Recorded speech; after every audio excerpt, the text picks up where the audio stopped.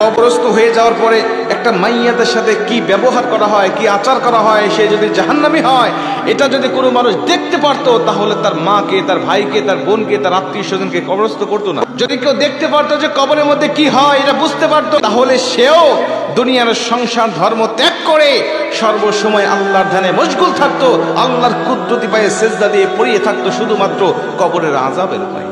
মারা যাওয়ার 24 ঘন্টার মধ্যে কবরস্থানের মধ্যে আপনার সাথে যে কি কি আচরণগুলো করা হবে যদি আপনি জানতে পারতেন, বুঝতে পারতেন, এই দেহ নিয়ে, শরীর নিয়ে আপনি কখনো বড়াই করতেন না। বিজ্ঞান বলছে দেহে কবর দেওয়ার সঙ্গে সঙ্গে 24 ঘন্টার মধ্যে ওর শরীরের মধ্যে পোকার উৎপত্তি হয়। পোকা যে শুধু উৎপত্তি হয় বিষয়টি এমন নয়, তার শরীর থেকে এই পোকাগুলো বের হতে থাকে এবং অন্যান্য পোকাদেরকে আমন্ত্রণ করতে থাকে।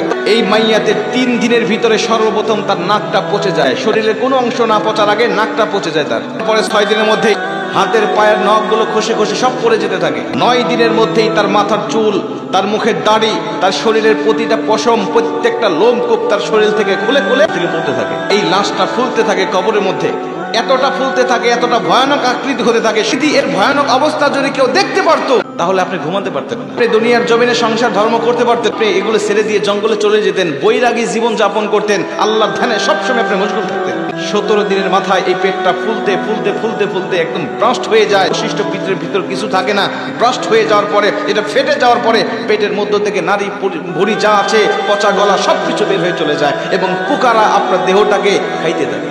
খাইতে খাইতে খাইতে খাইতে বিজ্ঞান বলছেন আমাদের দৃষ্টিতে 60 দিন যখন হয়ে যায় তখন এই শরীরের মধ্যে 1 ইঞ্চি পরিমাণ মাংস তার শরীরে থাকে না, চামড়া থাকে না, একেবারে সবকিছু শেষ হয়ে যায়। শুধু 60 দিনের মাথায় তার শরীরের মধ্যে থেকে হাড্ডিগুলো পড়ে থাকে। 60 দিন পরে এই হাড্ডিগুলো আবার খুলতে থাকে।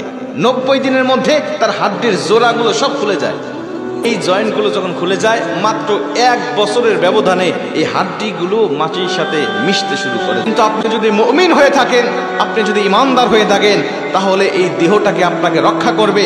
দেহটা যদিও নষ্ট হয়ে যায়, আপনার রূহটাকে আল্লাহ পাক ইল্লিনে দিয়ে কমপক্ষে 10টি পৃথিবীর সমান একটি করে জান্নাতের মধ্যে আপনার রূহটাকে আল্লাহ পাক রেখে দিবেন। জোরে কোন সুবহানাল্লাহ।